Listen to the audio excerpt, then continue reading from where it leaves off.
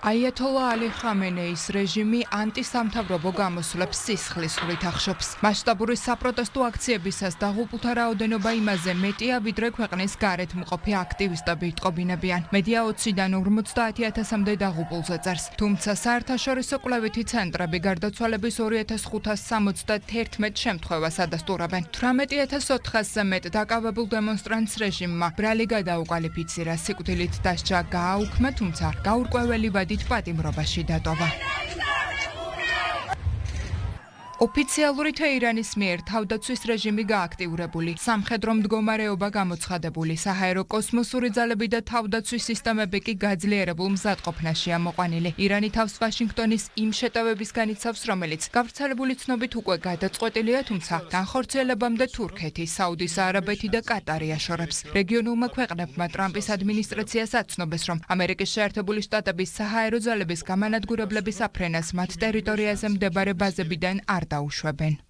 ჩვენს ინტერესებშია, რომ ირანმა მოაგვაროს საკუთარი უთანხმოებები წამყვან საერთაშორისო მოთამაშეებთან და თავიდან აიცილოს არასტაბილურობის სცენარები, რომლებიც შეიძლება გავრცელდეს მთელ რეგიონში. თუმცა ამ ყველაფრის მოგვარება რეგიონის შესაძლებლობებს აღემატება. ირანზე ამერიკის შეერთებულ შტატებსა და ისრაელის იერიშებთან დაკავშირებით ჩვენ არ ვუჭერთ მხარს ასეთ ინციდენტების განმეორების შესაძლებლობას. მოვლენების განვითარების პარალელურად ტრამპის რიტორიკა იცვლება. თეთრი სახლის ლიდერის მუქარა ირანში შეწყვეტილ მკვლელობებზე საუბრით შეიცვალა და ოფიციალურ თეირანს თავდაუსხმელობის პირობაც მისცა. ირანის ისრები კი კვლავ ისრაელს მოხვდა. რეჟიმმა მომხდარი არეულობის ორგანიზებაში თელ-ავივი დაადანაშაულა და საპასუხოდ შეუთვალა, რომ ოფიციალურმა თეირანმა სიტუაციის დასტაბილურება შეძლო. გითხრეს, რომ ირანში მკვლელობები წყდება, შეწყდა და სიკვდილით დაჭისთვის ან სიკვდილით დაჭებისთვის გეგმები არ არის. შეერთებული შტატები გაურბოდა დიპლომატიას, მას შეწყვიტა დიპლომატია და აირჩია ომი. ჩემი გზავნილია, რომ ომსა და დიპლომატიას შორის დიპლომატია უკეთესი გზაა.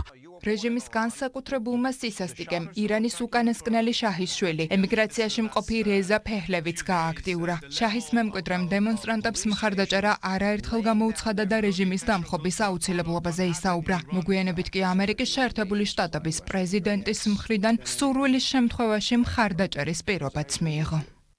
რეზა ფეჰლევი ძალიან სასიამოვნო პიროვნება ჩანს, თუმცა გაურკვეველია, შეძლებს თუ არა ის ირანში მხარდაჭერის მოპოვებას ხელისუფლებაში მოსასვლელად. არ ვიცი, მიიღებს თუ არა მისი ქვეყანა მის ლიდერობას, მაგრამ ეს ჩემთვისაც ძალიან მისაღები იქნება. მიუმართავ ყველა ჩვენს მეგობარს მთელ მსოფლიოში. ისლამური რესპუბლიკის უღელის ქვეშ მყოფი ირანი თქვენს გონებაში ტერორიზმთან, ექსტრემიზმთან და სიღარიბესთან ასოცირდება. ნამდვილი ირანი სხვანაირია. ისლამურ რესპუბლიკამდე ის იყო ლამაზი, მშვიდობის მოყვარე და აყვავებული და სწორედ ასეთი აღდგება ფერფლიდან ისლამური რესპუბლიკის დაცემის დღეს.